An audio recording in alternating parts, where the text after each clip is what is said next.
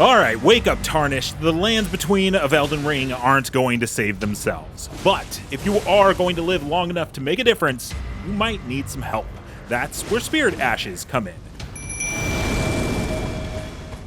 These allow you to summon spectral creatures and allies to fight at your side. But what's the best one? For a long time, the answer was Mimic Tier. But is that still the case? We will answer that and how to get the best summon in this guide. The Mimic Tier is unique among Spirit Ashes for a couple of reasons. First, it doesn't consume FP. Instead, it drains a large chunk of your health, which you can restore with a sip from your flask of Crimson Tears.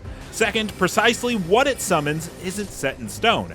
That's because it creates an exact copy of your character, including equipped weapons to fight by your side.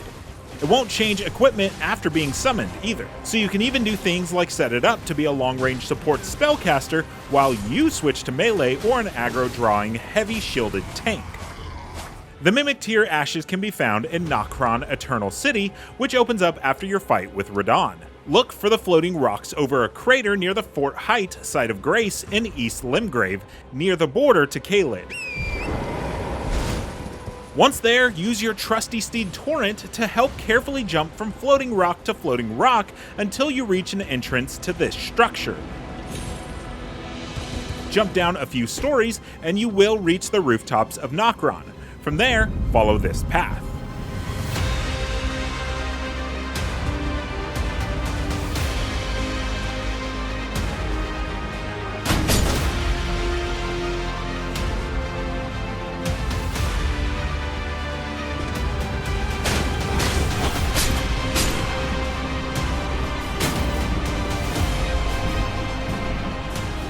Once you reach the Nokron Eternal City site of Grace, continue out into the courtyard and keep right between these buildings to find this path leading to a fog gate and a boss fight. After you've won this fight, proceed forward across the bridge and keep on this route until you reach the Ancestral Woods site of Grace.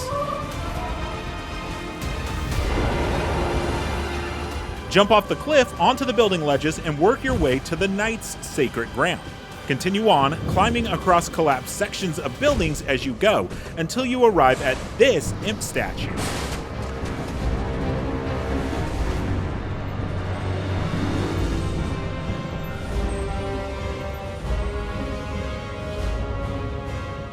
Offer a Stone's Word key to pass through the barrier.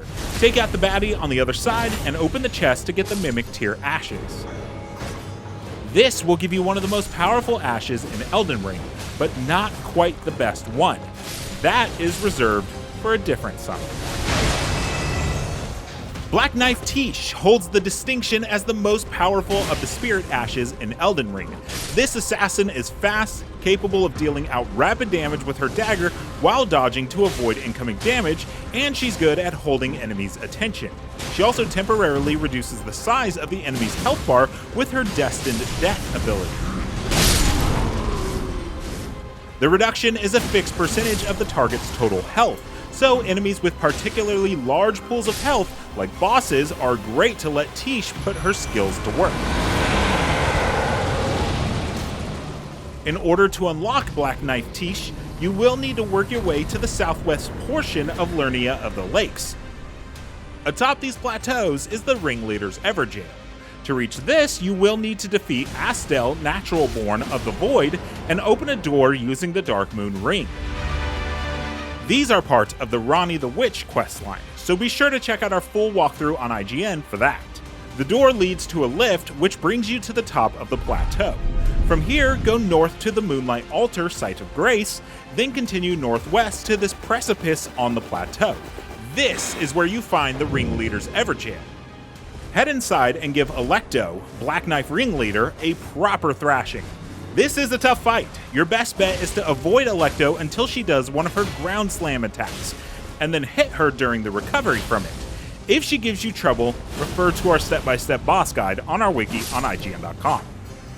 Once she falls, you will be awarded the ashes to summon the Black Knight Tiche, and she will only be too happy to murder anyone who stands in her way. For more on Elden Ring, check out our list of the top 10 hardest bosses you'll fight, and for everything else, stick with IGN.